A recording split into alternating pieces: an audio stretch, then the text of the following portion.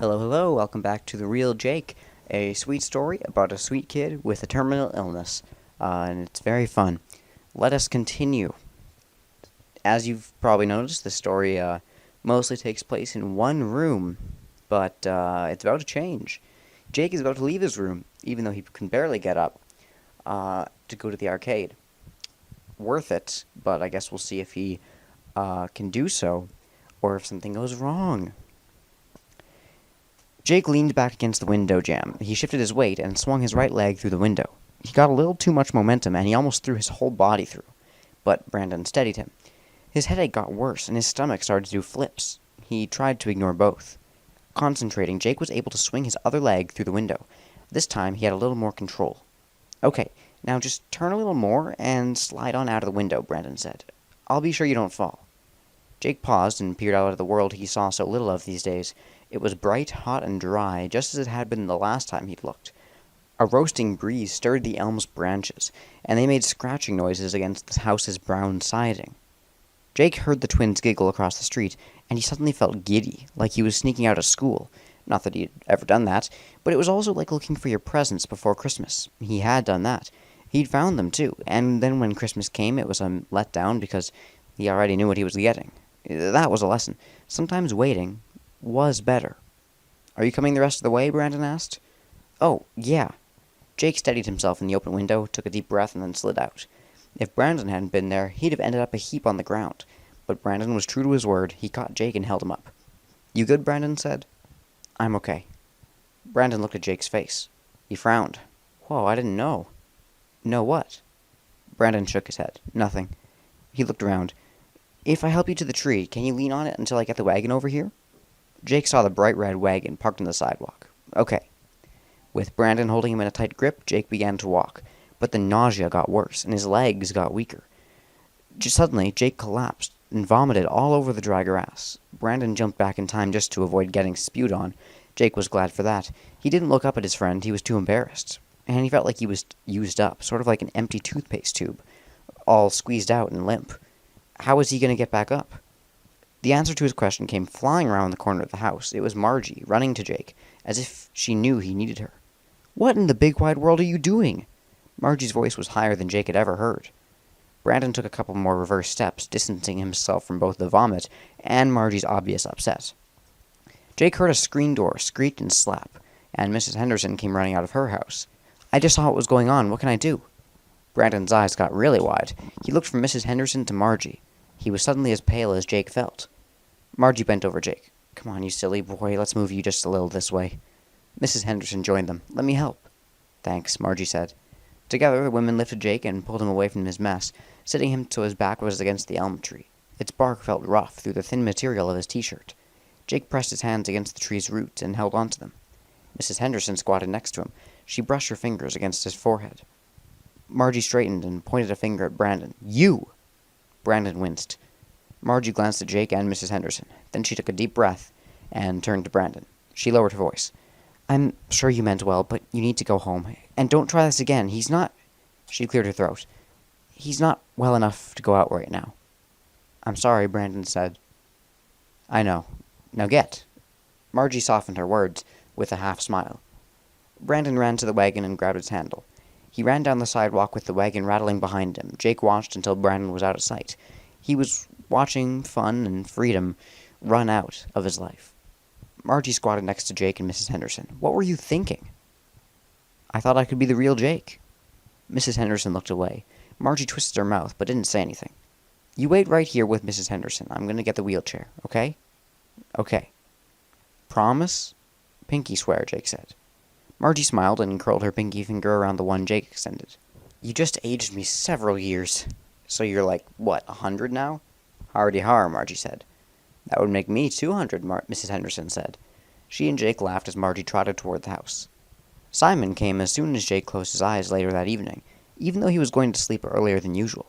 His little failed adventure had drained him completely, which sucked. "Hey Jake, hot day today, huh? So what did you want to do today?" "Brandon and I were going to go to the arcade," Jake said. "You mean you did go to the arcade?" "Oh. Yeah, we went." Jake smiled as he curled up. "And what did you do there?"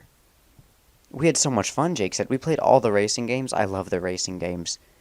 I love those too. I did one of those racing games today, too, and I won enough tickets to get a bunch of pencils. Did you win? I bet you won. We did. I got smiley face erasers with my tickets. Oh yeah, those are fun. I got one of those too. I like them because they cheer me up when I'm feeling down. You feel down? Sometimes. Not very often, though. I'm too busy having fun. Yeah, me too. So, hey, did you get a slushie at the arcade? Simon asked. I got one. I got grape. It turned my tongue purple. Did you get one? Jake laughed. He stuck out his tongue and imagined it was purple. Yeah, my tongue's purple too. Purple power, Simon said. Purple power, Jake repeated. Jake couldn't believe how much he really felt like he'd gone to the arcade that day. He was sure he had. It's weird how Simon acts kind of like, I guess, an eager kid would. He is kind of making this up as Jake is. Or I guess Jake is more making it up because of him. Coming up with these scenarios and then copying exactly what Simon says, and then Simon copies exactly what he says, like they're playing off of each other to kind of create this thing that happened. And that seems like something that it doesn't seem very sinister, but at the same time, when I was reading this originally, it seemed kind of like Simon couldn't be trusted. But I guess we'll see whether that's true or whether I'm just trying to throw you off the trail.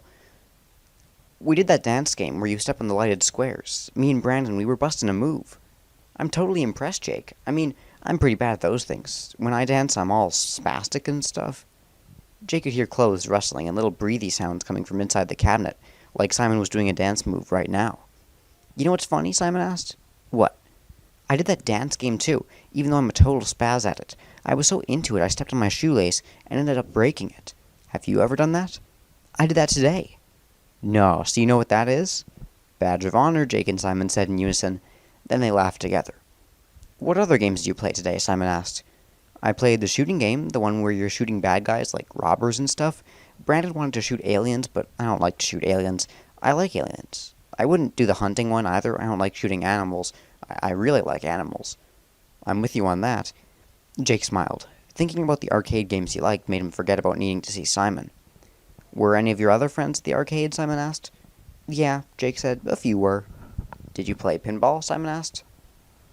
Margie sat on the floor, cross-legged, in the hallway outside of Jake's room. Her back was pressed against the wall. The house smelled like the chocolate pudding she made for Jake a couple hours before, and the lemon polish she'd rubbed on the hallway's wood trim that morning. Evan didn't expect her to do things like polish woodwork, but Jake was better off when the house stayed germ-free, and she was better off when she kept moving. So when Jake slept, she found things to do. The whole house was spotless and shining. Slumped against the glossy hardwood baseboard, Margie let tears slide down her face. She didn't want to listen. It felt like eavesdropping. But unless she put in earplugs, she couldn't avoid hearing Jake and his visitor and what they were saying. And she could never put in earplugs or use earphones for that matter. She always needed to be able to hear Jake. And so, she listened as Jake told Simon he wasn't the best pinball player in the world, but he liked to try. I do too, Simon said. Margie got a distorted stereo effect as she listened to Simon's voice. It was coming through the door, muffled, and it was also coming through the phone she held in her hand, which was positioned next to the backup baby monitor that she held in her left hand. Margie felt a little like a magician, with the magic secrets hidden behind a shimmering curtain. If Jake got out of bed and came into the hall, he'd see how the magic worked. But he wouldn't get out of bed without Margie's help. The secret was safe. It had been Evan's idea, and Margie thought it was brilliant. Evan called Jake almost every day, and in the first few months after the tumor was found, Jake was receptive to his dad's positive encouragement. When Evan said, "Keep your chin up," Jake always said brightly, "I will." But when the surgery failed and Jake had to go through radiation and chemotherapy, he started getting sullen. For months, Evan tried to encourage Jake, and for months, Jake just refused to accept the cheer. Evan told Margie they needed some magic. Jake needed to believe in someone who could pull him out of the horror that was his daily life and lead him into the joy of different possibilities. And that's how Simon was born. Jake knew about the baby monitor that sat atop his chest of drawers. He didn't like it, but he knew it was there, and he accepted the need for it. He didn't, however, know about the backup monitor that was just inside the little white cabinet. The monitor was linked with the one Margie now held, and so it picked up and played Evan's disguised voice from inside the cabinet. Evan, overseas, was Simon. Ta-da! There's the plot twist. It's not exactly anything sinister.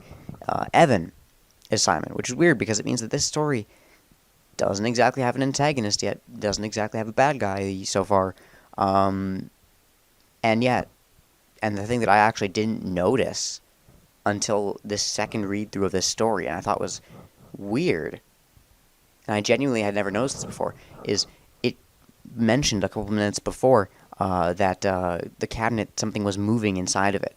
Jake, I guess, could just be imagining it, because it seems to have a very active imagination, but it mentions that Jake hears something rustling in the cabinet, and obviously, if Simon doesn't actually exist, what's doing the rustling? I think it's just in his head, but I don't know, it could be something a bit more sinister, but yeah, it's really sweet, because Evan is in such a bad situation overseas. He's fighting probably every day, and that sucks for everybody involved, obviously, but in a way he gets to kind of, just like Jake is, live this double life where he's happier, and he's hanging out, talking to his son about the cool things that the real them did that day. It's not just the real Jake who is having fun and getting to do cool stuff. The real Evan is, in a way, as well. Jake is also, in a way, helping Evan to kind of get his mind off of the bad things he's going through. And that's also something that I didn't really think of that much the first time I read this story. That's really cool to see this second time. So I thought I'd mention that, because I think it's pretty cool. When Evan suggested the idea of becoming a little friend for Jake, using a distorter that would turn his voice into a little kid's voice, a friend who lived in Jake's cabinet and who only visited at bedtime, Margie wasn't sure Jake would listen to Simon any more than he listened to Evan. But she went along with it. She was willing to try anything. But Jake did listen. He clearly loved the nightly visits. It made her smile when he closed his eyes right after she said goodnight. She knew he was trying to get her to leave the room faster. The more he imagines himself to be a normal little boy, Evan had told Margie, the greater the odds he can be one someday. He has to have hope. Margie had agreed. Jake started getting sleepy while Simon was talking about pinball machines, but he wanted to hear what Simon said. You know the secret to being really good at pinball? What? Jake said. Nudge and tilt. What does that mean? Well, some people think it's cheating, but I don't. It's like when you kind of shove at the machine, with your hip or something. Sometimes when the flippers won't do what you want, you can save a ball with a little bump, sort of. I wish... Jake stopped himself. He was about to say that he wished he could try that someday. Instead, he said, I'm going to try that the next time Brandon and I go to the arcade. Yeah? Cool. Jake yawned loudly. I think you need to go to sleep, Simon said. Jake mumbled, Yeah, I think so too. And remember, Simon said, when you walk again, open the door to the cabinet. I'll be here waiting for you. I remember, Jake said, and then he fell asleep. Margie quickly stood and walked away from Jake's door. How are you and Jake doing in the heat? Evan asked, when she put the phone to her ear. Margie stepped into the living room and sat down on the small olive green sectional under the front picture window. I'm okay. I think it's draining him more, though. He's weaker than usual. Margie had already told Evan about the aborted arcade trip. Evan was proud of Jake's attempt, but relieved he hadn't made it far. That could have been bad, he'd said. Very, very bad, Margie and Evan said together. She grinned, thinking back to how that joke had started. Evan had wanted Jake to meet his uncle for the first time.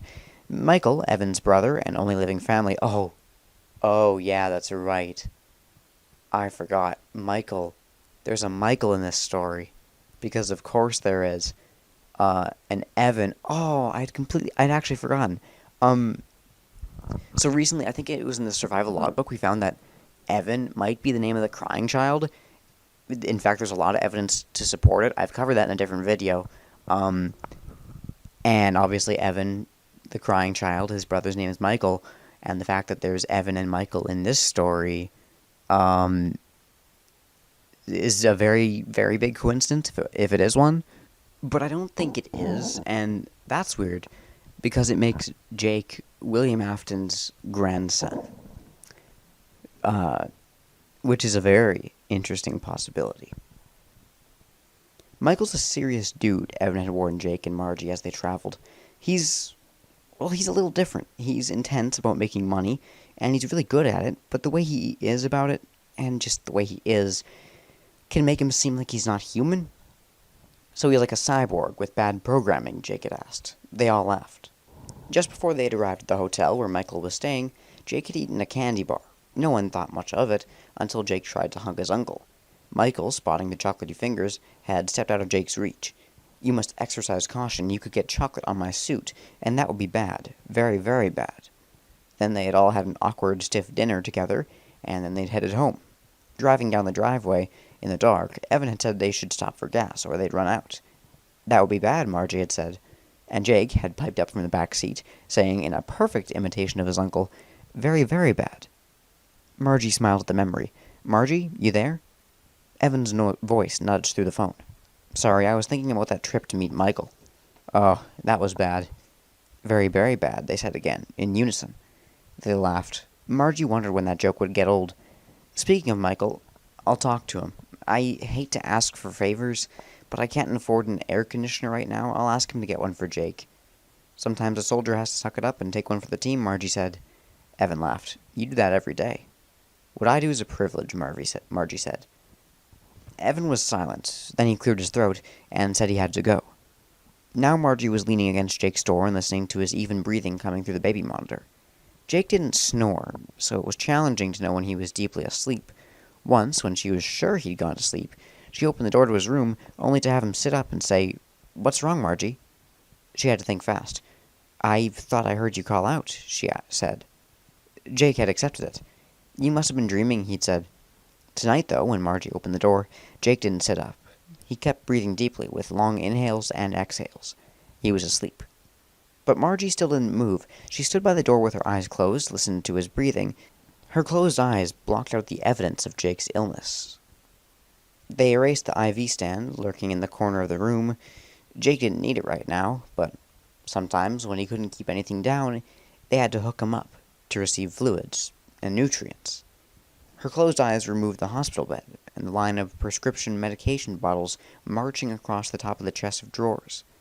They also transformed Jake's bald head back to the thick brown mess of hair that Margie could remember detangling when she first started taking care of Jake. He liked having his hair long, and Evan let him. "There's no law that says boys have to have short hair," Evan said. Margie thought that was funny, coming from a man with a buzz cut. Margie opened her eyes and adjusted to reality. There was Jake, curled up on his side, Bodhi clenched against Jake's chest and belly, tucked under his chin. The pale yellow glow of the night light put a shine on Jake's bald head, and cast deeper than usual shadows under his eyes. He was smiling in his sleep. That made Margie happy.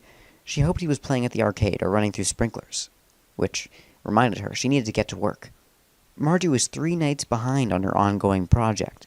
2 nights before, Jake's sleep had been unsettled. He kept waking up. Margie was sure it was caused by a change in dosage of one of his medications. Thankfully, Evan had arranged for her to have the authority to deal directly with the doctors about Jake's care.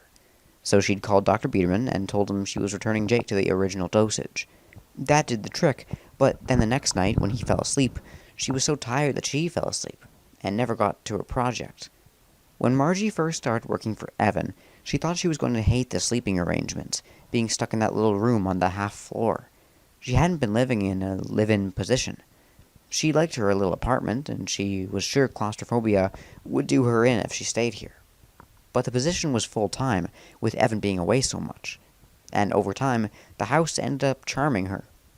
Chock full of the wood trim and built-in shelving and cabinetry that were common in craftsman homes, this house had even more character within its walls. Its original owner had obviously been fond of putting things out of sight, because the builder had put little hidey holes in every room. That's an interesting detail. I wonder why they mentioned that.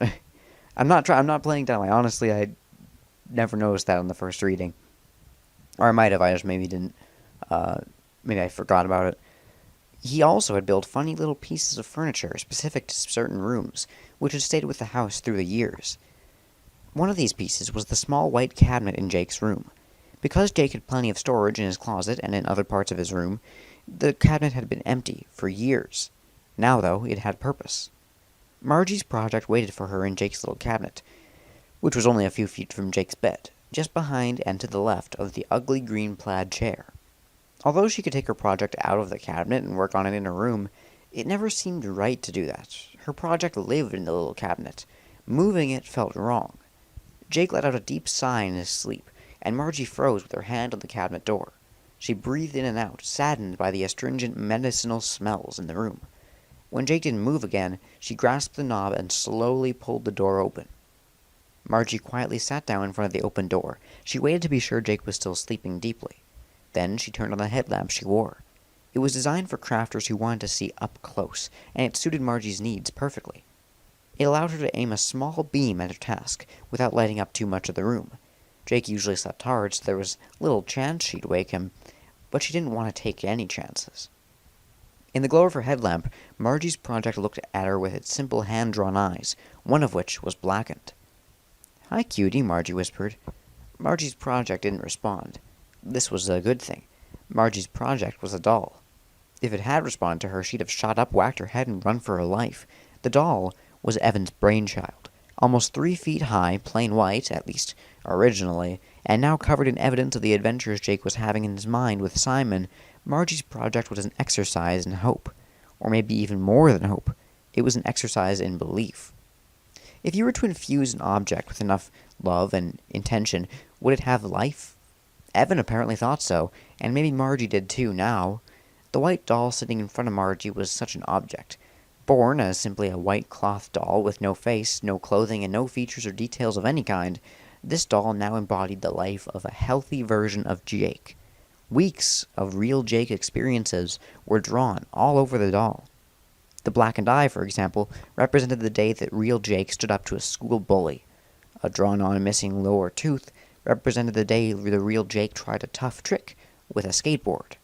The doll's pockets were overflowing with drawings of tickets to movies and amusement parks and zoos. The doll's body was stained with the trials and tribulations of a joyful child's life. This doll was a reminder that the boy in question, although fading, wasn't gone yet. He still had enough imagination to conjure another adventure. Margie set a zipper bag of colored markers on the green-carpeted floor and pulled a piece of paper from her jeans pocket. The paper held all the activities the real Jake had done over the previous 3 days. When Jake talked to Simon, Margie took notes. Laying the paper on the floor next to the zipper bag, Margie pulled a thick brown marker from the bag. Nearly every detail on the doll had started with this marker. Sometimes, though, Margie needed to add color, like now. Putting a check mark next to butter on her list, Margie chose a pale yellow marker, too. Concentrating, she drew a butter stain around the doll's mouth.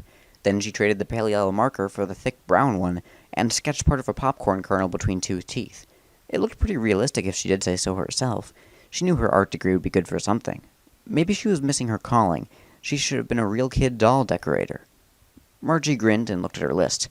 Ah, the splinter. Although Margie usually drew her additions to the doll, sometimes she used props, like today. Reaching in her pocket, Margie pulled out a little plastic bag. Inside the bag were 2 splinters. One was maybe half an inch long, the other wasn't much more than a speck. She put one of the splinters on the pad of the doll's index finger, and she put the other splinter on the very tip of the doll's middle finger. Margie looked at her list again. She checked off popcorn and splinters, and she moved on to pizza sauce. The doll already had a pizza sauce stain on its chin. Margie added another one on the corner of its mouth. She then rubbed a little garlic powder into the white cloth. She liked adding scents for realism when she could, like the chocolate stain from a few nights ago. She'd used real chocolate for that, so the doll smelled chocolatey sweet. Satisfied with the pizza stain, she moved on to the rainbow colors of the finger paints under the nails. That was fun. She put a different color at the end of every single one of the doll's fingers.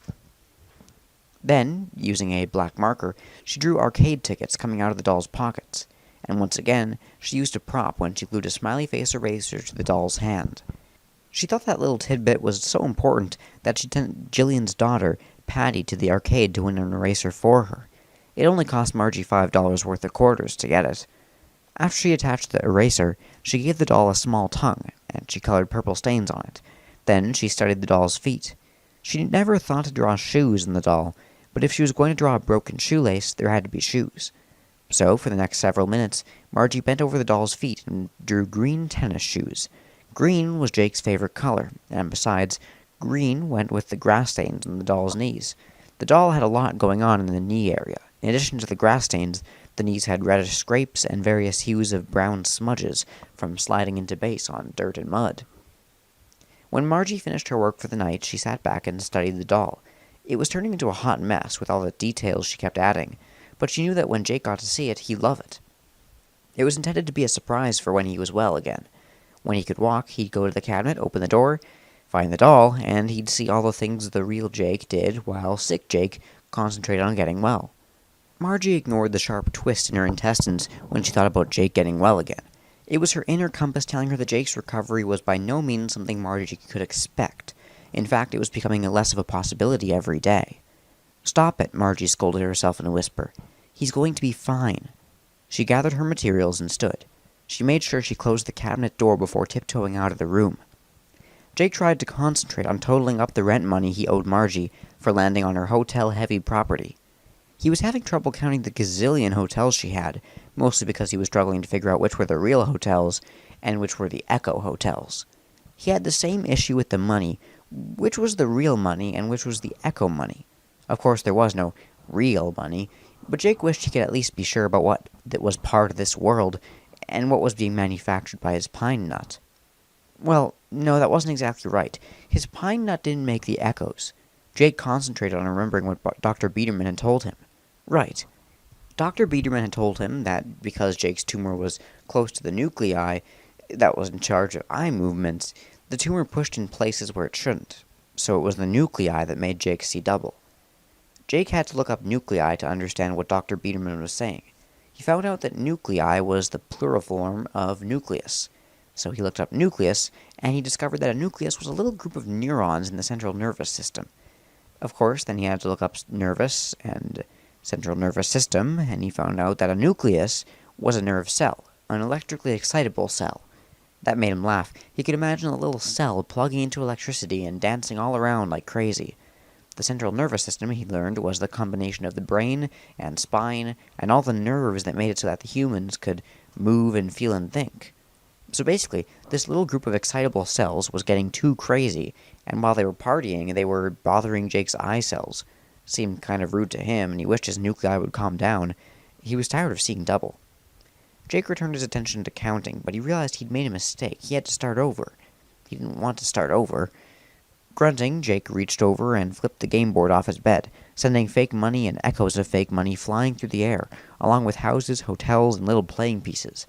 The tiny dog almost hit Margie in the eye, and she said, "Hey." Jake immediately felt bad, but then he was angry that he felt bad. So he screamed. He screamed at the top of his lungs, and Margie didn't stop him. All she did was get up and step over to close his bedroom window. The closing window did stop him, though. "Why'd you close it? Are you afraid people will think you're murdering me?" Margie looked at him and rolled her eyes. "As if. Kiddo, if I wanted to, I could end you so quickly you'd never make a sound." Jake's eyes got big, and Margie erupted into a clumsy ninja pose.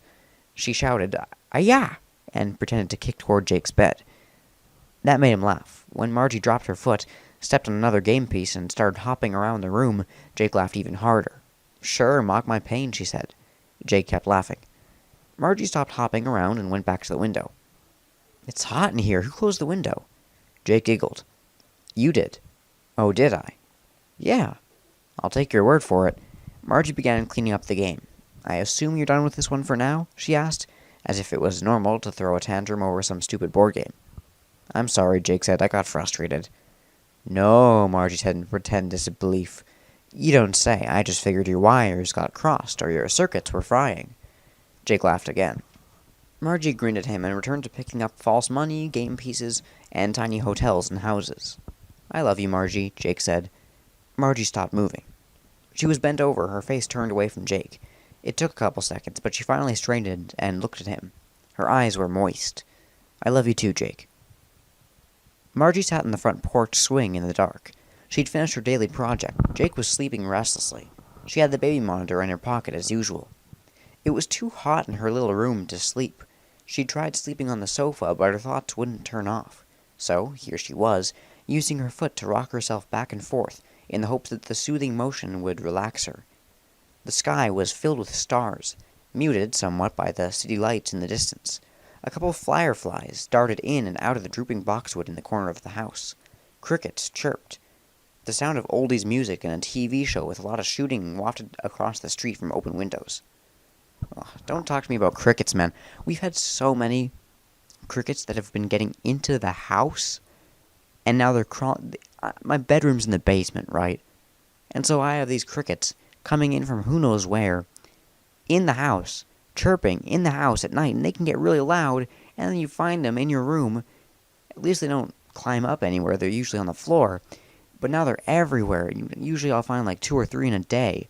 So yeah, that's happening. Really fun stuff. Really fun stuff. I hope that we can get that sorted out soon. We've set a bunch of traps everywhere for them. But I don't know, they just keep coming. I don't know where they're coming from. Anyway, back to the story. The air smelled dusty and stale. Summer had gotten old. Everyone was counting the days until fall brought cooling breezes and the relief of steady rain. Would Jake make it to fall? Margie groaned and rocked the porch swing faster. Her days were getting harder. Not only was Jake's double vision becoming more intense, his headaches were worsening too.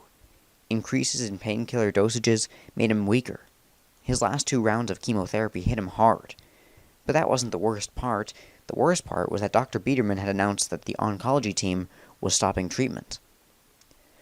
"We don't have anything else to do," he told Margie, after Jake's last round of chemo.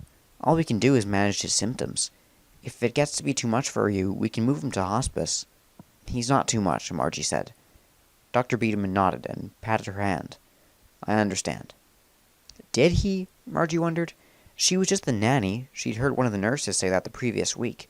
Someone had asked the nurse if she was Jake's mom, and the nurse had said, "No, the mom's dead. She's just the nanny." Sometimes Margie wished she was like one of the robots Jake liked so much. Then she could be just the nanny. She'd have no bothersome feelings to deal with. But she wasn't just a nanny. She'd started that way, yes, but she lived with Jake for 3 years. She'd spent enough time with him that she knew him like a son, even back when he was well, before he became the invalid he refused to be. She'd come to love Evan, too, not in any romantic way, more like a brother. When he was home on leave, he gave Margie the option to go on vacation, but she had no place she wanted to be for more than a few days. A couple times she'd gone home to visit her parents and some old friends while Evan was home. Jillian had helped Evan out while Margie was away, but Margie wasn't gone long, so the 3 of them became like a little family, and she was included in the outings, the movie nights, the game nights, and the storytelling time. Then, of course, when Evan was overseas, she became Jake's whole world, and now he was her whole world. And even he couldn't muster enough positivity to convince herself her world was going to continue to spin on its axis. Margie's parents wanted her to come back home. "You're going to be crushed when that boy dies. You should get out while you can," her dad said to her. Leave it to a retired Marine to excise the emotion from the equation. Like she could drop Jake's failing body in a hospice center, pack up her few things, leave, and forget she ever heard of a boy named Jake. Just the thought made her so angry she wanted to climb through the phone line and strangle her dad. "What happened to leave no man behind, Dad?" "Why do you think I want you to get out?" he said. "I'm trying to bring you home whole." "It's too late for that."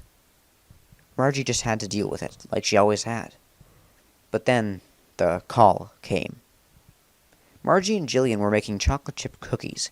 It wasn't a good day for chocolate chip cookies because it was so hot they could probably have fried the cookies in the street, but Jake had asked for homemade chocolate chip cookies, and Margie wasn't going to say no. So Margie and Jillian were sweating together in the little kitchen. Margie had told Jillian she didn't have to help, but Jillian insisted. She said she might sweat off a pound or 2, but Margie knew Jillian was there to offer moral support. It was a good thing she was there. For as long as Margie had worked for Evan, she knew the call was a possibility. Even so, she never expected it. She was so caught up in Jake that she tended to forget about Evan's precarious world. So, when it came, she wasn't prepared, especially since it came from Michael. "Margie," Michael said when she answered the phone. His flat, gruff voice was unmistakable. "Hi, Michael. I've been notified that Evan's dead." Margie's legs failed her. If Jillian hadn't been in the kitchen with her, she would have whacked her head on the counter as she went down. Instead, she fell into Jillian, who, though sturdy, was a lot softer than a counter. Jillian immediately wrapped her arms around Margie and propped her up. "Apparently an IED hit the vehicle he was in," Margie said. "What's an IED? Should I know what an IED is? Let me look it up. Hold on. Research time." Fun times today.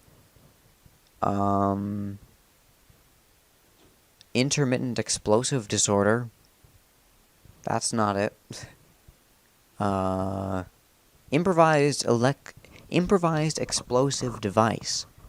An IED is a bomb fabricated in an improvised manner, incorporating destructive, lethal, noxious, pyrotechnic, or incendiary chemicals, and designed to destroy or incapacitate personnel or vehicles. Improvised. So it's something that's kind of made on the spot, I guess. This is from Wikipedia. They have a page on it. That's awful. That sucks. Okay, back to the story. Margie gripped the phone and tried to breathe. She had only met Michael the one time, and she knew the way he processed the world was very different from what was normal, but hearing the news this way was... "You there?" Michael asked. She tried to speak, but couldn't. She cleared her throat. "Here. I've got Evan's will here. He named you Jake's guardian and left you the house and some savings. I'm the executor. I'll follow the proper procedures and file what must be filed, and I'll bring you papers to sign when they're ready." Margie couldn't find a word in her brain that made sense. Jillian took the phone from her hand. Margie's voice didn't work again for an hour. Jillian filled in the gap. While Margie sat in a hard ladder-back chair in the oak pedestal table near the kitchen, Jillian coaxed more details out of Michael, checked on Jake, got Margie a glass of water, finished the cookies, and brought a load of laundry up from the basement to fold. Jillian didn't start to cry until she began folding Jake's t-shirts into neat little squares. Margie had been crying off and on the whole time. After the laundry was stacked, the women sat together holding hands and staring at the table. Margie's mind was blank. Well, not completely blank. She was trying to figure out how to get her tongue to work in concert with her throat and her gums again. Gums? Okay. Eventually, she found her voice. "I'm not crying about Evan," Margie said. Jillian looked up and nodded. "I know." Margie wiped her eyes. "It sounds awful, though. I mean, I'm devastated he's gone, of course." She sniffled. Jillian pushed a box of tissues closer to Margie, who ignored it and wiped her nose with the back of her hand. "It's Jake I'm upset about." Margie dropped her face into her hands. "How am I going to tell him?" Her words, muffled by her palms, were as mushy as her thoughts. Jillian put her hand on Margie's shoulder. Margie looked up. "His oncology team doesn't think he's going to have much longer," she whispered, as if saying the words in a normal tone would hasten their truth into being. Jillian pressed her lips together and her eyes filled. "I've known Jake since he was a tyke." Her voice was broken. She cleared her throat. "Evan and Roxanne moved in here when Jake was 2. Even then he was creative and kind." She smiled. "I love my kids, but they're oafs by comparison. It breaks my heart." She shook her head and smacked the table. "But it doesn't do any good to try and figure it out or lament what is. All we can do is move forward from here." Margie nodded, wanting to do pretty much anything but go forward from here. "So, I'm going to fix some lemonade," Jillian said. "We're going to drink it, and then you'll figure out the best time to tell Jake." Margie nodded again. She felt like she was outside of herself, watching her body do things like nod and sit and fold laundry. She felt separate from this ordinary self. Getting the news about Evan had untethered her from day-to-day concerns. "It's good Michael will handle Evan's estate," Jillian cut into a lemon. The tart scent filled the room, and it lured Margie partway back into her body. "I've never met Michael. He seemed a little, well, cool on the phone. He's a numbers genius, manages money for wealthy people, and has made a killing doing it. He's not a bad guy, he just doesn't know how to connect. He doesn't feel the way we do." "I might envy him," Jillian said. "Me too." The shy robot knew he had to speak up about the glitch. If he didn't, the ship would crash, but he couldn't find his voice. All he could do was make little beeping sounds. Margie cleared her throat and then used a very squeaky voice to say, "Bleep, blippity bleep bleep," I'm not doing this, "bloopity blip blip bloop." Great. The tone of the story just shifted entirely. Jake tried to smile because he knew it was supposed to be funny, but smiling took more energy than he had. Jake was only half listening to Margie's story. In spite of her attempts to get him comfy again, he was feeling so not comfy that listening was hard, and the story wasn't great either. Usually Margie told awesome stories, exciting stories filled with interesting characters doing cool things, but tonight Margie's characters were boring. The shy robot was kind of stupid. Not that he'd tell her that, of course, but he could tell her he was tired, so he did. Margie frowned and leaned toward Jake. She tilted her head to study his face. Then she picked up his wrist to check his pulse. Her skin was sweaty, and her hair clung to her neck, and the sides of her cheeks, even though the fan tried to blow it around. Jake thought of the fan as a knight battling a dragon, spewing hot fire breath over everything in the room. Tonight the knight was losing. Big time. Margie let go of Jake's wrist and fussed over his IV line. A nurse had come that morning to put it in because he couldn't keep food down. The needle in the back of his head pinched and stung. He hated it, but he didn't complain. He also didn't complain about the catheter. He hated it even more than the IV, but he was too weak to take care of himself, and he was way too old to wet the bed. "What can I get for you?" Margie asked. "Nothing, I just want to go to sleep." Margie chewed on her lower lip for a second, then nodded and handed him Bodhi. Even though Jake knew Bodhi would make him feel hotter, he gathered his plush close. It was true he wanted to go to sleep. What he wanted was Simon.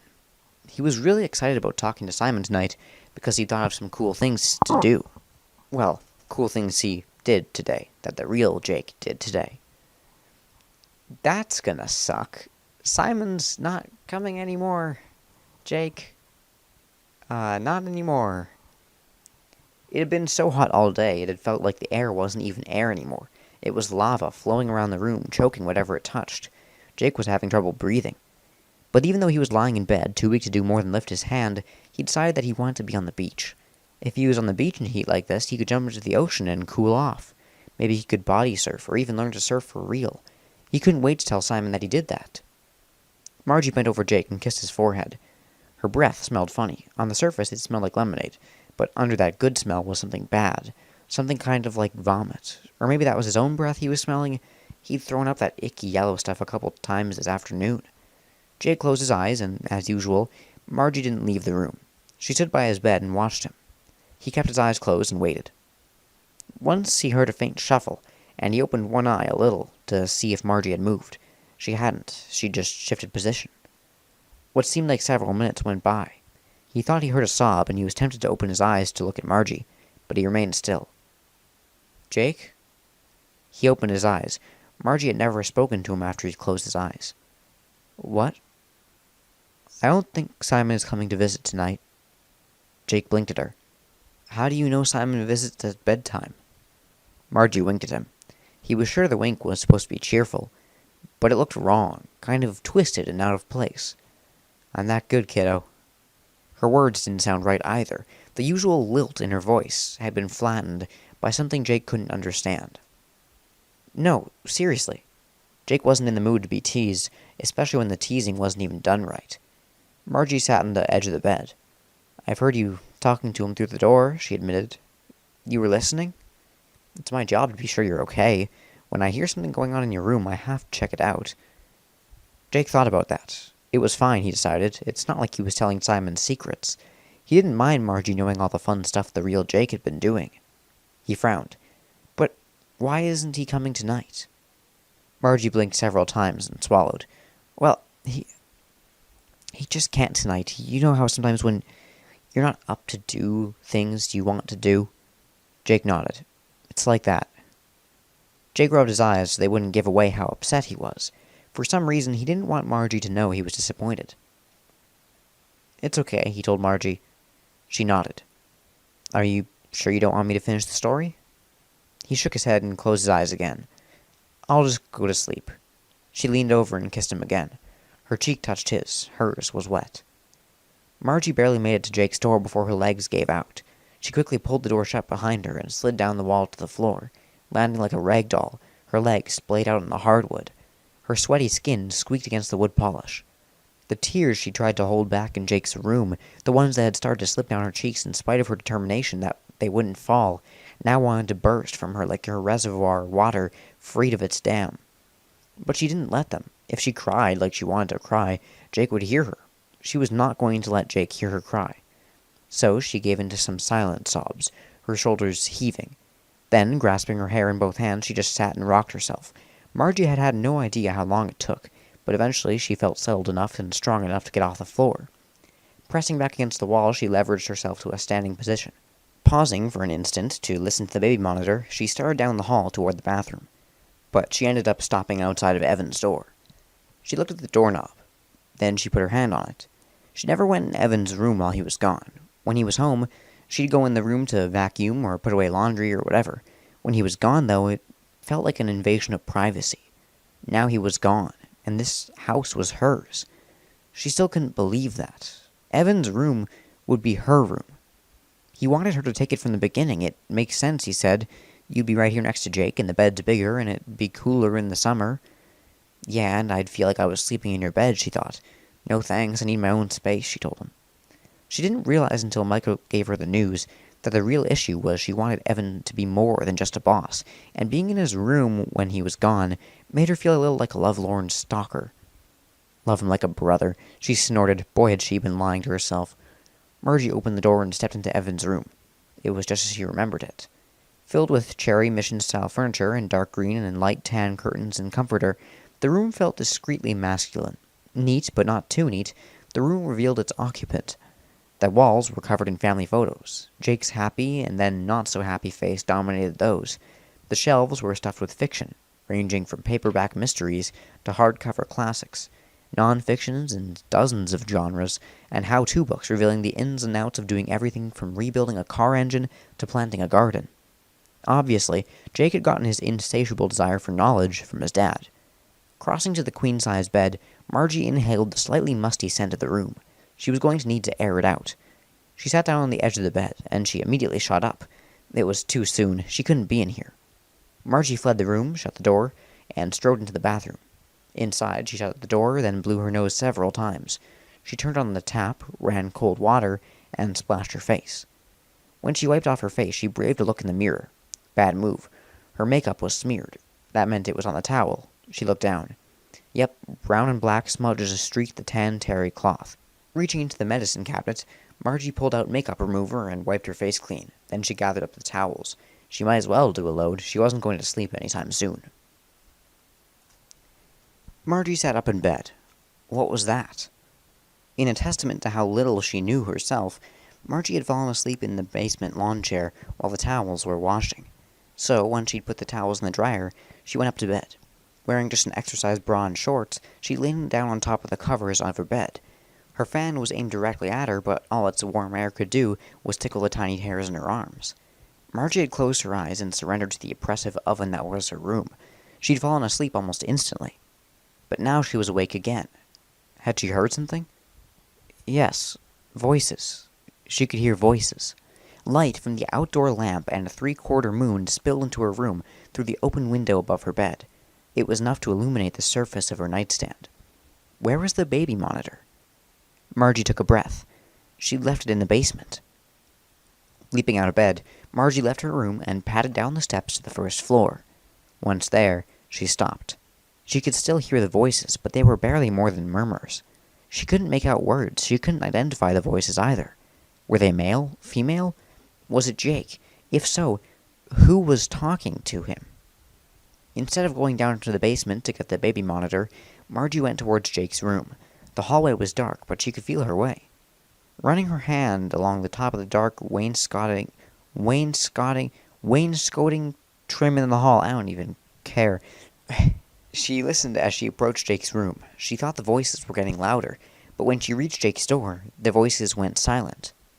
Margie stood perfectly still, listening. Inside Jake's room, his fan hummed in undulating shifts from low pitch to high pitch. In the kitchen, the fridge added its voice to the throbbing motor chorus, and even farther away, Margie's fan contributed a deeper drone. Outside, a dog barked. Inside, the house made a cracking sound, like it was popping its knuckles, as if houses had knuckles to pop. It had taken Margie a long time to get used to the bungalow's constant rasps and groans. On dark winter nights, she sometimes wondered if the house was alive. It sounded like it was uncomfortable, and was trying constantly to shift into a better position. My house is the same thing. I think it's just a normal thing, Margie. In the summer, it seemed more constant, but it occasionally made some inexplicable sound that froze Margie in her tracks. But sounds were sounds, voices were voices, and Margie was no longer hearing voices. She put her hand on Jake's door, tempted to open it and go in. She knew, though, that her night checks often disturbed him. If he was sleeping, she didn't want to wake him. So Margie got the baby monitor and went back to bed. When Margie checked on Jake early the next morning, she knew she could no longer put off what she'd been avoiding. "Hi, Margie," Jake whispered when he saw her. His eyes were barely open. His skin was an almost translucent gray, and it was stretched so taut on his face, Margie could see the perfect contours of his facial bones and his skull. He looked far more like a corpse than Margie wanted to admit. "Hey, kiddo." She checked him over, bustling him around the bed like it was a normal day and they were going to do normal things. I actually, come to think of it, I wonder if Jake is based on Skylar Ginn. I don't know if you guys remember, there was a member of the community named Skylar who Scott visited because of a Make-A-Wish thing. And he passed away I think it must be a couple of years back at this point. And the community kind of got together to make like a little book of, I don't know, memories, best wishes, things, nice things for the family, because he passed away. And I wonder if Jake is maybe based on Skylar. They're both really nice kids, it seems, and they're both, Scott clearly had a bit of a connection with Skylar. Maybe there's a bit of a connection there. Maybe he's like an homage to Skylar. I don't know. Maybe not. Maybe not. But if so, I think that's a pretty cool thing, actually. I think that's really wholesome. I don't know, just an idea. "So, you'll never guess the forecast," Margie said. Hot? Oh, you guessed. You're so smart." Jake did his best to smile. She watched him touch his tongue to a couple small cracks on his lips. It obviously hurt him to move his mouth. Margie picked up a tube of lip moisturizer from the nightstand and gently applied some to Jake's lips. "What should we do first today? Fly to the moon or build a spaceship?" "You're silly," Jake said. "I've been called worse." Margie snapped her fingers. "I know. We'll build a robot first, then he can build a spaceship and fly us to the moon." "Margie?" Margie stopped moving. She looked at him, frowned, then sat on the bed. "What, Jake?" "I don't want to pretend today." Margie took a deep breath. She picked up Jake's bony, limp hand. "Okay. I won't make you. I don't want you to get mad." "Okay." "That would be bad," Margie said. "Very, very bad," they said together. And then Jake drifted back to sleep. Wearing an old gray blouse that she hadn't put on in years, Margie sat at the dining room table and methodically cut up every one of her smiley face t-shirts. Chirr snip, chirr snip. The sound of the scissors sliding through the fabric and then snapping closed was surprisingly satisfying. Margie lost herself in the task. She cut steadily. Even when Margie's hand muscles started aching, she kept cutting. When she slashed the last remaining happy yellow countenance, she dropped its remains in the pile and carefully placed the scissors next to it. That's when Jillian showed up at the door, as if she knew Margie was going to need support to do what she had to do. Stepping into the living room, Margie motioned for Jillian to come in. As soon as she did, Margie's tears returned, and Jillian strode to her. She took Margie's hand and squeezed it. Her chin moved against the top of Margie's head as she chewed gum. Margie smelled wintergreen. "You can do whatever you have to do," Jillian said. Could she? Margie wasn't so sure. "The kids have gone on a day trip with friends," Jillian said. "Dave's at work. I'm here. What do we need to do?" "It's time to call the hospital and arrange for Jake to be taken to the hospice center." Jillian's eyes moistened, but she brushed her hands together and said, "Then let's go sit down and do that." Jillian thought the process was going to be complicated, but Dr. Biederman had paved the way for Jake's transfer. All the paperwork was done. They just needed to send an ambulance with a couple EMTs and a hospice nurse. "We can have the ambulance there by noon," the administrator told Marge. "Thank you," she said, not feeling thankful at all. She felt resentful, angry, enraged. How could all the love and caring positive expectations have brought Jake here? Margie had been so sure she could get him through this. Outside, an ice cream truck went by. The tinkling sound sounded strangely ominous. The ambulance arrived at 11:32. Margie's stomach roiled when she saw it pull up. She couldn't remember the last time she dreaded something as much as she dreaded this. Margie had been checking the baby monitor regularly since she'd made the call. She hadn't heard anything. She looked in once to find Jake curled on his side with Bodhi, his shoulders moving unsteadily up and down with his irregular breathing. She thought then about going in to tell him what was going to happen, but she couldn't bring herself to do it. There was so much she needed to tell Jake. First, of course, she needed to tell him that his father had died. Second, given that his father was dead, she thought she should reveal to Jake the identity of his nightly visitor. Wouldn't it be more comforting to know that his dad loved him so much he orchestrated those visits than it would be to believe in some nameless, faceless friend who lived in a cabinet? Third, she had to tell him where he was going. She'd planned on doing all this before the ambulance arrived, but now it was too late. Okay, so she'd get him settled in hospice before she told him anything else. Margie was pacing in the living room when the ambulance arrived and turned into the driveway. Jillian sat in the easy chair near the front door, her hands folded in her lap, her eyes closed. For the first 10 minutes after Margie had made her call, Jillian had tried conversation. She had attempted to get Margie to talk about how she felt, but Margie wasn't ready to do that. And Margie had correctly interpreted the monosyllabic answers as a plea for silence. Still, she stayed. Margie was grateful for that. She didn't want to talk, but that didn't mean she was strong enough to do what she was doing by herself. "I'll get the door," Jillian said, as 2 young blonde EMTs and 1 dark-haired, middle-aged hospice nurse got out of the ambulance. The EMTs lifted a stretcher from the back of the ambulance while the hospice nurse approached the front door. She carried a clipboard and a medicine bag. Jillian opened the door for the nurse. "I'm Jillian, friend and neighbor. This is Margie. She's Jake's guardian." The short woman, with a kind, round face, held out her hand. Margie managed to shake it, but she didn't say anything. What was she supposed to say? "Thank you for coming?" I'm Nancy," the woman said. She smiled at both Jillian and Margie. She was clearly an experienced hospice nurse. Her smile was just big enough to be friendly, but reserved enough to give deference to the situation. "I have a couple things for you to sign," Nancy said to Margie. The EMTs threw open the screen door and rolled the stretcher through. Its wheels clattered across the threshold, and Margie felt like the house was being invaded by armed intruders. She wanted to fight them off and force them to go away, which was ridiculous because she'd called them. "Just a sec, boys." Nancy held out her clipboard to Margie. "Sign here and here for admission and to acknowledge that we've provided palliative care only. Then we can get Jake transferred and settled in." Margie signed the papers, keeping her mind as blank as possible. But it wasn't blank enough. She felt like she was signing a paper confessing to her complete and total failure as a caregiver, maybe even as a human being. "All right then." Nancy put the forms back on the clipboard. "That was easy enough. Let's go see Jake, shall we?" Margie's muscles tightened. Jillian obviously sensed it, because she reached down and took Margie's hand, helping her out of the chair.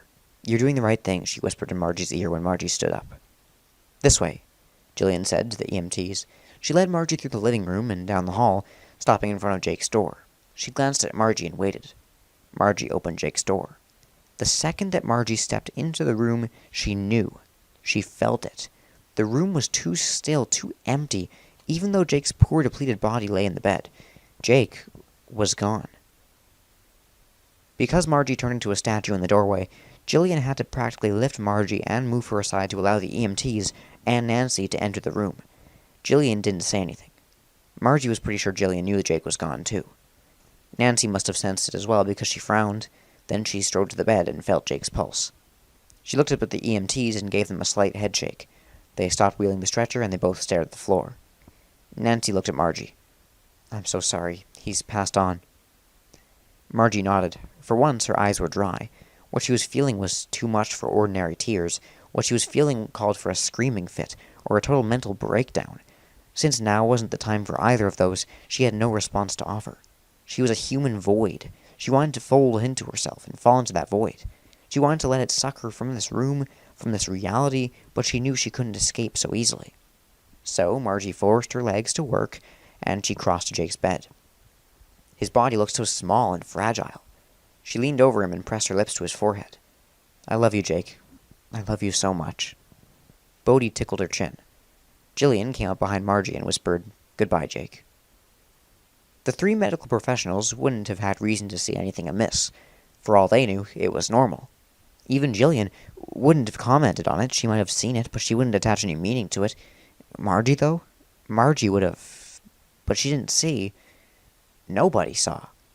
5 people, 5 sets of eyes, and none of them noticed the little cabinet door was wide open.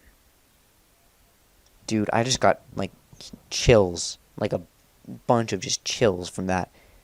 Second time through, and it's still just disturbing and crazy.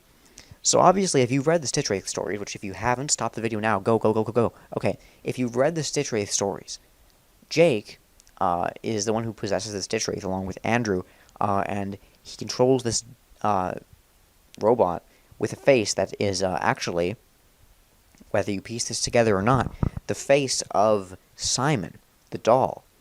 It's not blood on the lips, it's pizza sauce. It's not, the tooth isn't out because of, I don't know, because it's evil or anything, because of, what was it? I don't know, he was playing around or something, and then he lost his tooth. And so it seems like Jake has gone on to possess the doll, which makes sense, but was kind of pretty crazy when you read this story. The story is a long one. Longer than I expected. This part has been longer than I think any other audiobook part I've done. We're clocking in at an hour here. But it didn't really drag on that much. And it took any time it needed to get you attached to these characters before it brutally rips them all away, which is really interesting. Definitely a good story. I really enjoyed it in a sick kind of way. Obviously, Jake isn't dead, so that's nice. Evan is, and Margie seems completely broken. We've seen her again in the second Stitch Wraith epilogue.